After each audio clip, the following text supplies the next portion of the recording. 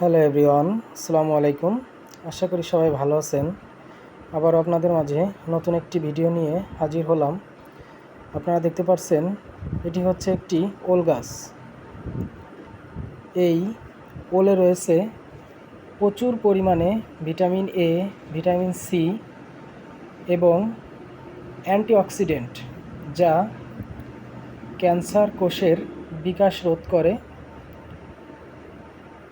ওলে রয়েছে পর্যাপ্ত পরিমাণে ফাইবার।